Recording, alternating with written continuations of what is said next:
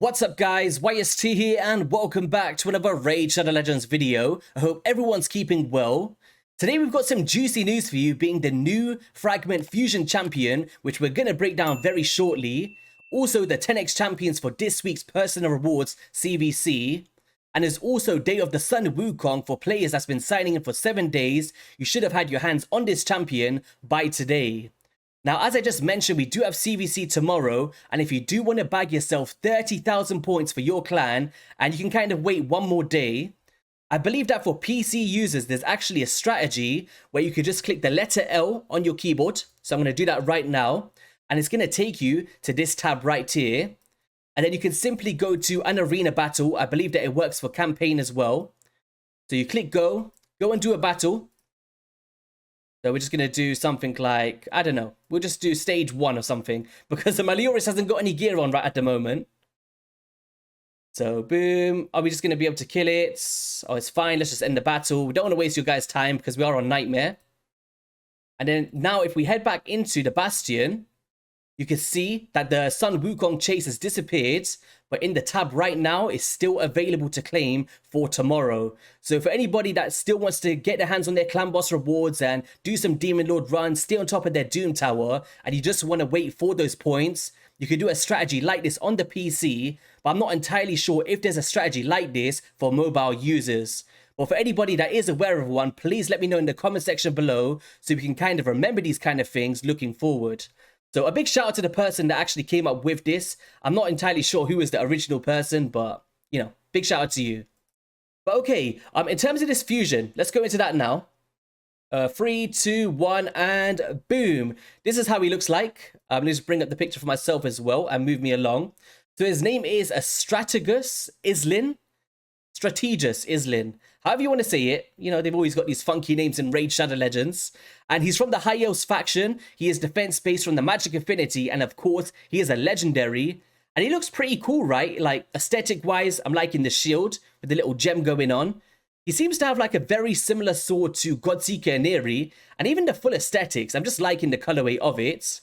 So I guess before that I break down the kit itself and my first impressions, let's just hear from Raid and what they've written for us in terms of what they feel this champion will be most useful for. So on Thursday, August 31st, which is actually my birthday, pretty sweet, they're planning to launch this Champion Fragment event with a new champion in Straticus Islin. He's a high elf, legendary champion, defense base of course from the Magic Affinity, and they say that Islin is a tanky champion with some nice control abilities and specific heal mechanics. He will definitely come in handy for PvE content where crowd control is the real deal, and Hydra can be his place to shine thanks to his healing abilities, as well as the Iron Twin's Fortress where apart from the massive heal, the decrease speed will be very important, and that's basically their breakdown of this champion. So not really a lot to go off in terms of where they feel it'll be useful, but the two highlights being the Hydra boss and then also the Iron Twin's Fortress. So starting with the A1 on the double slash, he attacks one enemy 2 times, and each hit will have a 35% chance, bookable up to a 50% chance of placing a provoked debuff for 1 turn. But when counterattacking, this chance increases to 50%, and I believe that this will be a 65% once booked after the counterattacking condition here. So relatively good A1, like if we think about the Magma Dragon for progression, or simply the Head of Decay and the Hydra boss, just to keep that boss under control, like, it's going to be a very good A1 for those kind of instances, or maybe just like the Faction Wars or the Doom Tower to control single targets. So, you know, basic but effective, can be used almost everywhere in the game, and those in particular boss encounters. So leading into the A2 with the hindrance on a 4-turn cooldown, bookable down to a 3-turn, he attacks all enemies and before attacking will have a 100% chance of decreasing the duration of all enemy buffs by 1 turn, which is actually pretty decent, very similar to how Godseeker and Neri can do it, right? But this is before attacking, and then has a 100% chance of placing a 30% decreased speed debuff for 2 turns. So in a hypothetical scenario, let's just say Head of Mischief steals all of your buffs from a target, right? And maybe those are block debuffs throughout all of those buffs. Now that gets spread onto all of the Hydra heads, and let's just say it's on a 2-turn, they've all taken a turn and now it's down to a 1-turn. You'll be able to decrease that duration, followed by that decreased speed, which if you didn't decrease that, wouldn't be placed because they had that block debuffs. So I can see where some synergies could be useful for progression, but overall AoE decrease speed is actually very substantial. Now, if we just head into hellhades.com very swiftly, 3, 2, 1, and boom. You can see that for AoE decrease speed options that are 30% value, there's a bunch of legendaries in here that can fulfill this role, like Mother Cybele's A1, Nekmo Far, who else is in here? Obviously, there's a bunch. Snake Tracker, who's somebody I'm going to be speaking about very shortly. Like, there is some very cool options that you could use, with one of the free options being Physics the Unbowed to fulfill a very similar role, but also the ally protection in the same skill. So, you know, if you don't have a Physics yet, or simply just want them for different Hydra teams because we need 3, right? He could definitely be one to consider if you don't have other options here. So heading into the Flawless Stratagem on a 6-turn cooldown, bookable down to a 4-turn, he places a 50% ally protection buff on all allies except himself for 2 turns, followed by a 60% increased defense buff on all allies for 2 turns. So the synergy of this is very similar to Jareg or Verse of the Grim, right? 2 strong forms of protection for places such as the Clan Boss or the Hydra. But will also place a counterattack buff on himself for 2 turns, followed by a shield buff on this champion for 2 turns, and the value is proportional to this champion's defense. So one thing to pay note to, once again, Hydra orientated, is he could be a good mischief tank. He's placing 2 bonus buffs on himself, so that boss is going to want to go for him over your other allies, and boom. If he's in high resistance, you're going to have no problem not getting stolen as well. So, you know, the synergy overall is like, if you're looking for a Hydra king, he seems to be one for progression here, right? He's fulfilling a lot of roles for me. And then last but not least, with the Protect the Troops passive, whenever this champion is attacked, will heal themselves by 1% for each 500 defense this champion has, but will also heal all allies under ally protection buffs placed by this champion by 30% of this champion's initial heal. Interesting. So let's just say you could scale this up to like a 10%. It will basically be like 30% of the 10% is how I'm reading it, which over the course of the battle on a 0-turn cooldown could actually be really effective as a healer. So, you know, I'm kind of a big fan of him for progression. Like, do I need him for my account? Will he be swapped out for, will I swap out other champions for someone like him? I'm not too sure, but he is fulfilling a lot of roles, so maybe I would for like my brutal or hard teams. But you guys let me know, like, this is my first impressions. Is this somebody that you feel would drastically change your accounts? Or is it somebody that you feel like you're going to skip?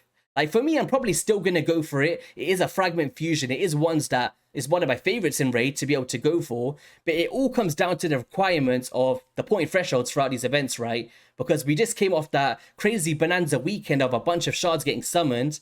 And if you guys haven't been saving, it might be pretty hard to do this on a last-minute basis, as it's kicking off this Thursday, right? So I would expect the first summoning event to be this weekend for this champion. Also, an ally accuracy in all battles by 60. Okay, universal value. So if you want to use this for those high accuracy threshold boss encounters or dungeons or doom towers, could have a lot of value, right? But yeah, let me know your overall thoughts on that champion, guys. But I just wanted to quickly show you Snake Track, who I kind of resonate with this fusion a lot in so many similarities. Like, the way that I'll be building him is the same way that I built a Snake Track, because we're going for Guardian, we're absorbing that damage, right? And if I move myself out of the way very quickly, like, I'll be going for these kind of stats like high HP, high speed for Hydra boss, resistance, accuracy, getting the blend of all of them. And then also the skills are very similar, with him having an AoE decrease speed A2, although that his is like a protected shield when targets are under leech, which is actually very impactful. Whereas someone like the Fusion was kind of reducing the buff durations. He has a decreased attack A1, where the new Fusion has a provoke for Head of Decay. We've got ally protection and reflect damage, and the Fusion has ally protection and increased defense. And then also, if the targets are under reflect damage, you kind of reflect a leech. Whereas with the new champion, kind of resonating a lot of this, will basically heal your targets. So there's a lot of similarities in the ways that I would be building them, which is kind of wanted to bring up Snake Track briefly. And also someone like Physics the Unbowed, right? She's a free champion that can, where is she? Physics. It's probably easier just to go into the index, right? Dark Elves, Physics. So she's got an AoE provoke on a 3-turn cooldown. If you cycle this effectively, it can still be very powerful. She also has a shield on herself, very similar, right? Decrease speed AoE and ally protection. Like, there's a lot of similarities here with the new Fusion and Physics the Unbowed. And she's a void champion, right? So, you know, it's all down to your discretion. If you need that extra person to fulfill extra teams, I can see where he's going to be effective.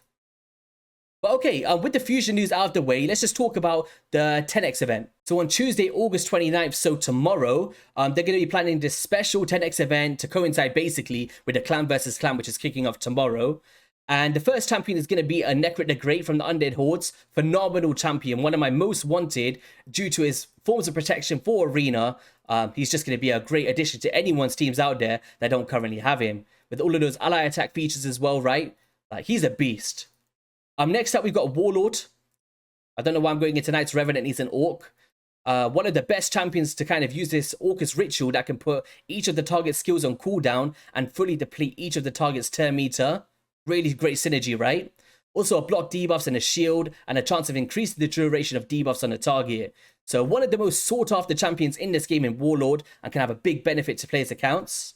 And then next up, leading into the Shadowkin faction, we've got Harima, who's one of my favorite champions in the game that I would love to get. And it all comes down to this quirky passive with Demon Slayer where enemy ignore defense effects are decreased by 50%. Like, amazing, right? Champions from the Demon Spawn cannot inflict critical hits, and champions cannot land weak hits on champions from the Demon Spawn faction. Phenomenal. Percutive Punishment attacks one enemy 3 times, and each hit decreases the target's defense by 5%, stackable up to 30%, and each hit will also increase this champion's defense by 5% up to 100%. And she's just a nuisance, right? She comes with provokes and damage. Great champion. And then last but not least will be Prince Kaima from the Demon Spawn faction. Where is he? Oh my god, I get so confused with Tyrant.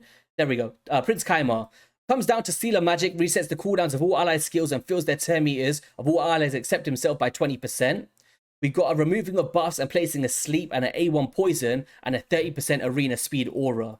So in terms of 10x events, like, it's a really good one, but do I entice viewers to go for like 10x events unless they really want this champion and they're on Mercy?